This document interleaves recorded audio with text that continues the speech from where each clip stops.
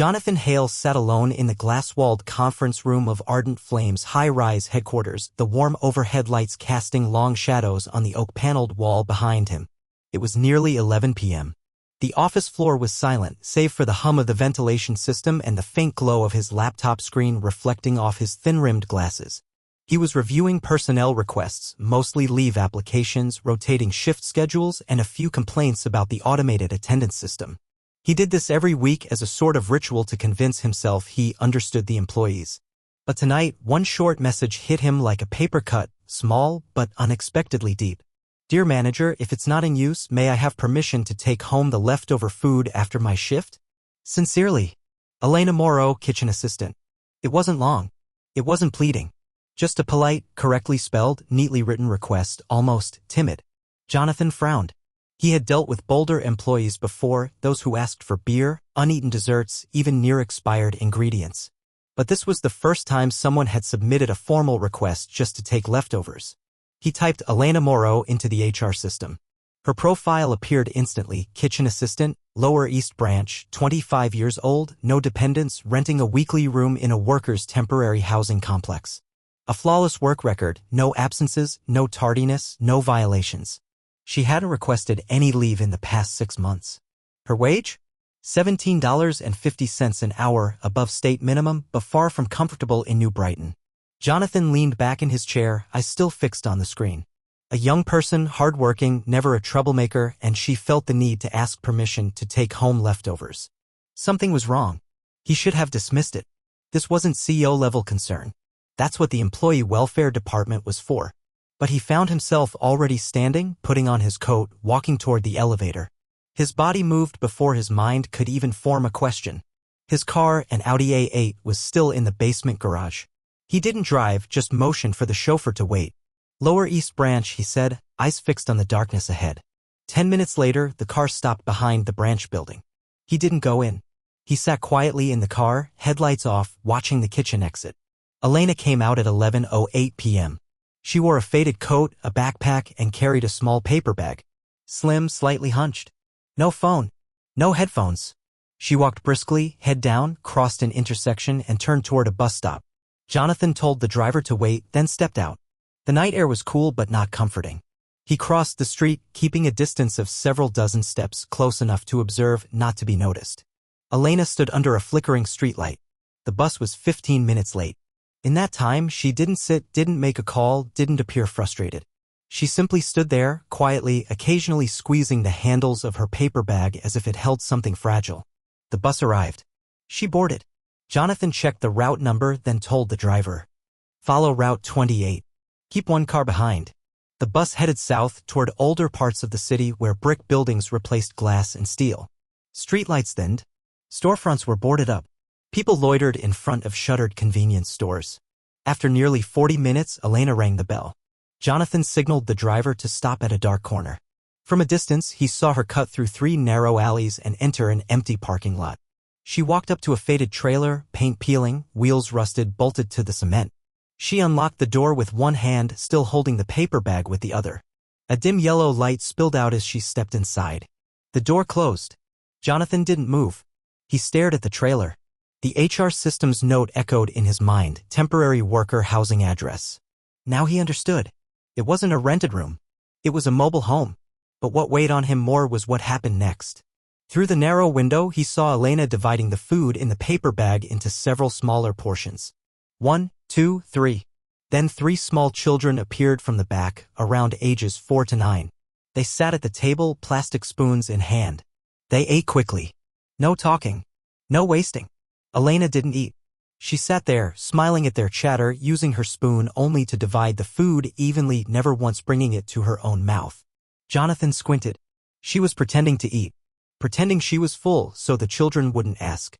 An elderly woman shuffled in from the back, gray hair unkempt, walking unsteadily. Elena gently helped her to an old chair, set a small portion in front of her, lightly touched her shoulder, and returned to the table. 3 children, 1 elderly woman, and a young kitchen assistant living in a worn-out trailer. 4 people. 3 portions of food. Jonathan understood everything. Elena wasn't poor because of bad choices. Not because she was lazy. She worked 50 to 60 hours a week. Came home. divided every bit of what she had. She ate less not to lose weight, but so others could eat. Jonathan felt a sharp pain in his chest. He thought of his own dinner that night, a rack of lamb and wine sauce at a client dinner. Nearly $100. Half of it left unfinished. He had never imagined someone like Elena could be living like this. And the worst part was he had no idea, even though she'd been in his system for over a year. No report had ever shown him this. No executive meeting had mentioned dinners that didn't stretch far enough. No data chart had said employees were pretending to eat each night. Jonathan no longer felt cold. He returned to the car, hands clenched. 7 a.m. tomorrow. I want welfare, finance, and HR in my office, he told the driver as he sat down. What's going on, sir? The driver asked. Jonathan looked out the window where the trailer's dim light still glowed. Everything, he said. We need to fix everything. 7 a.m. the next morning, the 16th floor of Ardent Flames headquarters was still quiet. The departments hadn't fully come to life yet, but an urgent email from CEO Jonathan Hale had already pulled a few key people out of bed earlier than usual. In the main conference room, Jonathan was already seated. His coffee remained untouched, but his eyes were sharper than on any typical day. That look alone prompted the three people facing him, the CFO, the head of HR, and the director of employee welfare, to adjust their posture. Before I begin, Jonathan said, his voice low, I don't want to hear words like budget, higher priorities, or needs board approval. What I'm about to ask for is not up for discussion. It's to be done. The room fell silent for a few seconds. Jonathan placed a folder on the table. There was no label, no notes, just a printed copy of a short email, Elena Moreau's request to take home leftover food. She's a kitchen assistant at the Lower East Branch, he said. I followed her home last night. Everyone looked up. A few eyes widened. No. I didn't violate her privacy, he cut in. I observed from a distance. I didn't interfere. But what I saw was enough to realize we failed. He told them briefly but clearly. The dilapidated trailer. 3 young children. An elderly woman. A dinner that wasn't enough for everyone. An employee who chose not to eat so her family could. No one interrupted. Jonathan's voice softened. She never asked for help. Never complained. Never demanded anything. She just asked to take home leftovers. And we, with all our reports, strategies, and slogans about the Ardent family, saw none of it. The CFO cleared his throat. Jonathan, I understand this is emotional for you, but isolated cases of hardship. Jonathan raised a hand. It's not isolated. The problem isn't Elena. The problem is the system. She's just the part that showed. I don't want to wait until we see a second. He stood, speaking without notes. First, starting today, all leftover food, once confirmed safe, must be packaged and distributed at the end of each shift to any employee who needs it. No permission needed. No forms. Automatic. Each branch will have someone tracking quantities, not to control, but to ensure no one goes home hungry. He looked directly at the welfare director. Second, create an internal emergency fund. Allocate 1% of our quarterly marketing budget. It's for immediate relief, urgent support for employees facing illness, eviction, accidents, or critical debt. I don't want anyone writing a 3-page request just to get $200 to fix their child's tooth. Third, reassess our entire wage structure, especially for full-time positions with low income. If someone is working 40 to 50 hours a week and still has to choose between paying the electric bill or buying groceries, we're not paying a living wage. The head of HR spoke softly. We'll need time to recalculate everything. You have 3 weeks, Jonathan replied without pause. Preliminary report by the end of the month. He sat back down and exhaled. His voice was calmer now but unwavering. We can't fix everything in one morning. But I won't let another person have to write a request just to take home food. If someone like Elena can give up her dinner and still show up to work on time, then we, with all our power, resources, and privilege, can do more than stay silent. Silence followed. After a long moment, the welfare director spoke first. I'll start by checking late shift data. Anyone consistently working over 10 hours will be prioritized for support. The CFO nodded. I'll rework the budget. We'll cut next quarter's internal conference. We can do this. Jonathan gave a small nod. He didn't smile, not yet. But for the first time in months, he felt like he was truly doing the job of a leader, not just a CEO. The meeting ended at 8:17 a.m. There was still a lot to do. But the first step had been taken. Elena Moreau was used to waking early, even if she rarely slept more than a few hours a night. By 6 a.m., she had already slipped off the thin mattress laid beside the small gas stove in the faded trailer. moving quietly so as not to wake the children or her grandmother. Outside, it was still dark. A cold wind seeped in through the worn-out window seals, prompting her to pull her frayed coat tighter around her. She boiled water in a dented aluminum kettle, making tea with the last 2 paper-thin sachets, one for her grandmother, one for herself. The leftover milk in the fridge was saved for the kids. Elena only drank weak tea to settle her stomach before work. Today, she had the early shift, 8 a.m. to 4 p.m., then back home to prepare dinner. Bus number 28 dropped her off near the familiar Ardent Flame branch. She walked 4 more blocks, entering through the back kitchen door used by staff. Everything seemed like any other day. But just as she finished changing into her uniform, the head chef, Mr. Langley, a strict but fair man, called her over. "Elena, could you stop by the branch manager's office for a moment?" She blinked, a little startled. "Did I do something wrong?" Langley shook his head. "No, not at all. It's just someone from headquarters sent a message down. Just go on up." Elena's hand tensed unconsciously. She had never been called to the office, let alone received a personal message from HQ. She wiped her hands, removed her apron, and climbed the narrow stairs to the mezzanine office. When she knocked and entered, the branch manager, Mrs. Keller, was seated at her desk, holding a thin white envelope. She looked at Elena with a mixture of warmth and caution. "Elena, please have a seat." She sat, back straight, hands on her lap. "First of all, I want you to know, you haven't done anything wrong. Quite the opposite, actually. This is a good thing." She pushed the envelope across the desk. Elena looked at it, confused. "What is this?" "It's from the CEO, Mr. Hale. He read your message about taking home leftover food. And afterward, he personally followed up. Last night." "You mean, he followed me?" Elena asked, her face paling. "He observed," Keller replied gently. "He didn't approach you, but he saw your situation. And he decided it couldn't continue." Elena didn't know how to feel. Surprised, nervous, embarrassed. She stared at the envelope, not daring to open it. "Go ahead," Keller said softly. Inside was a single sheet, not long, just a formal notice.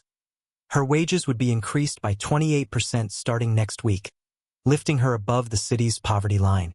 Along with that was information about an emergency housing grant, covering 3 months of rent, personally signed by the CEO. Elena blinked, scanning the lines, heart pounding. She flipped the paper over, thinking there must be more. There wasn't, but there didn't need to be. For the first time, someone truly saw her. Not just as a hard-working employee, not as a number on a shift report, but as a human being, one carrying too much in silence for too long. "He doesn't want you to ask anymore," Keller said. "From now on, leftover meals will be divided among those who need them. No forms, no reasons.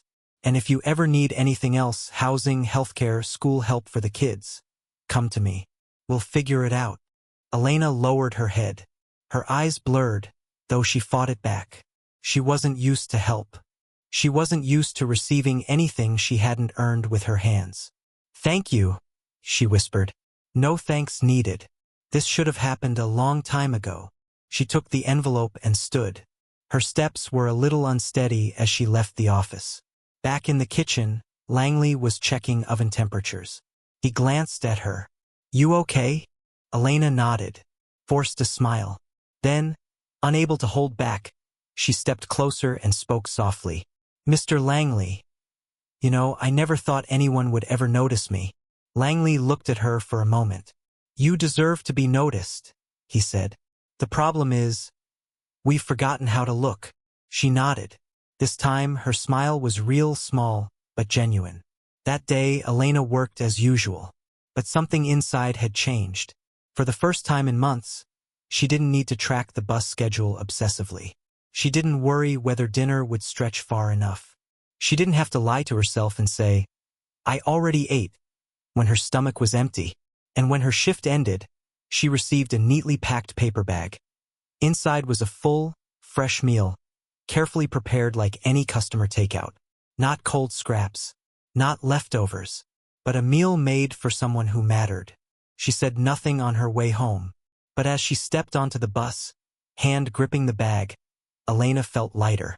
Not because of the food, but because, for once, she didn't feel invisible.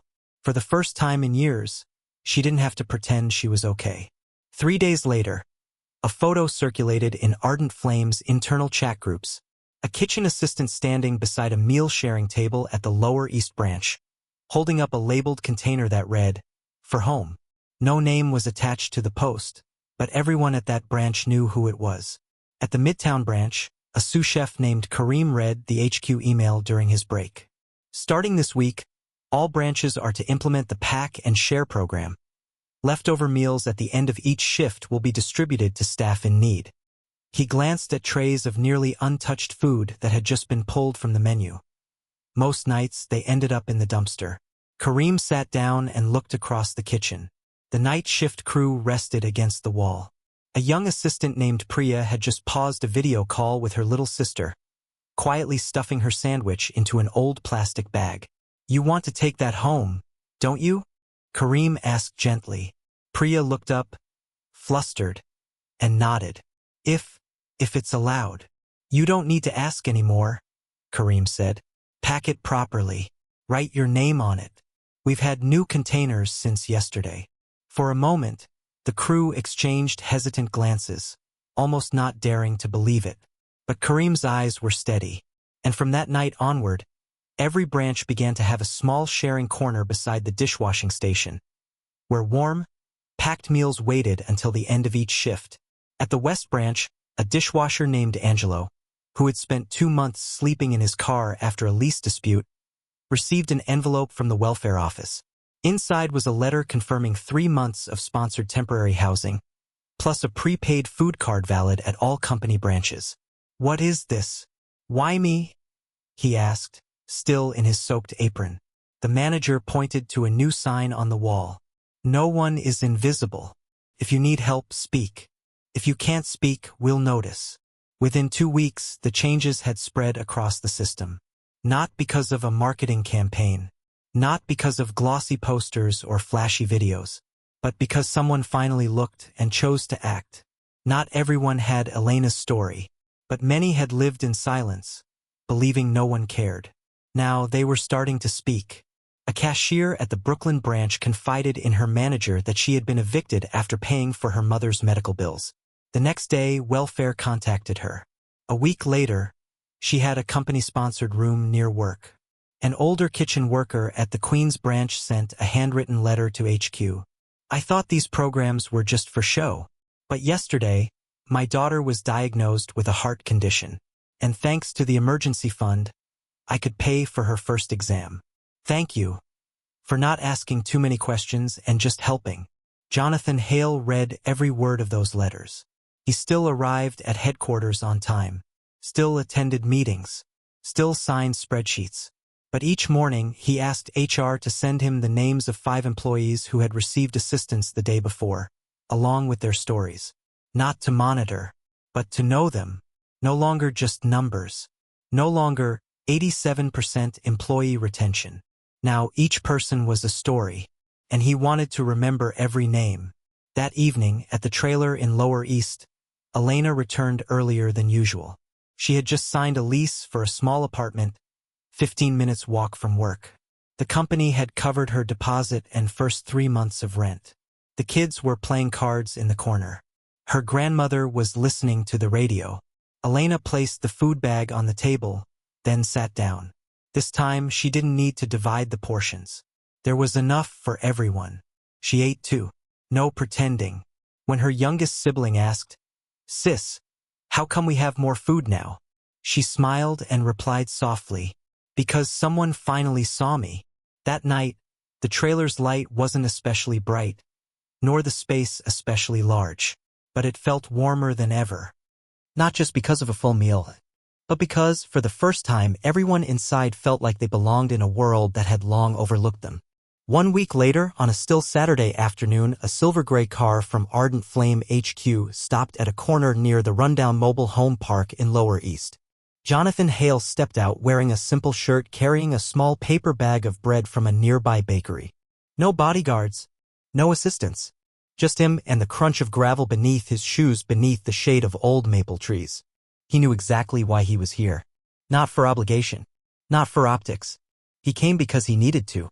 The faded trailer appeared at the end of the row. He recognized it instantly. Same thin curtain in the window. Same little plant in the wooden rack. But now it had been repainted a pale, clean white. Not fancy, but cared for.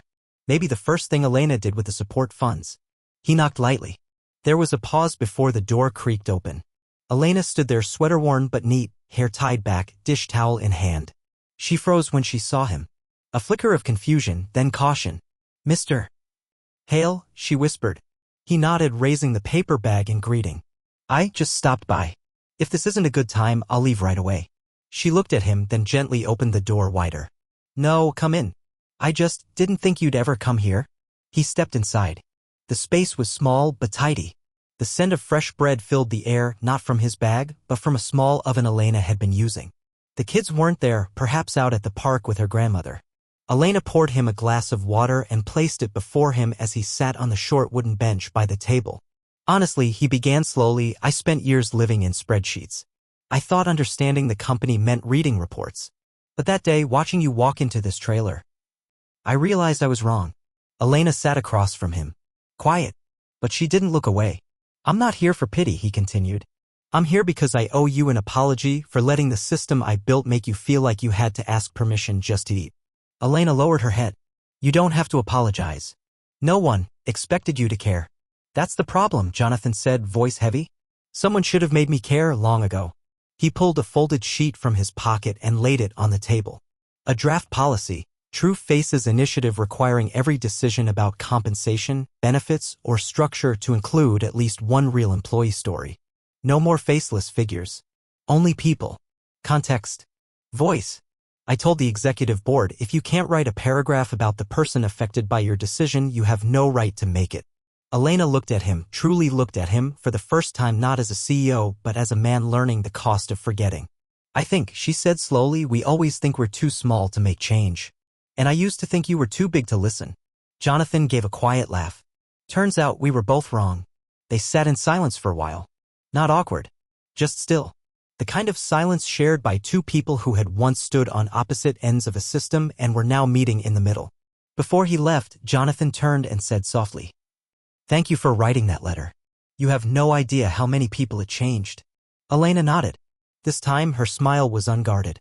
"I do. Because it changed me first."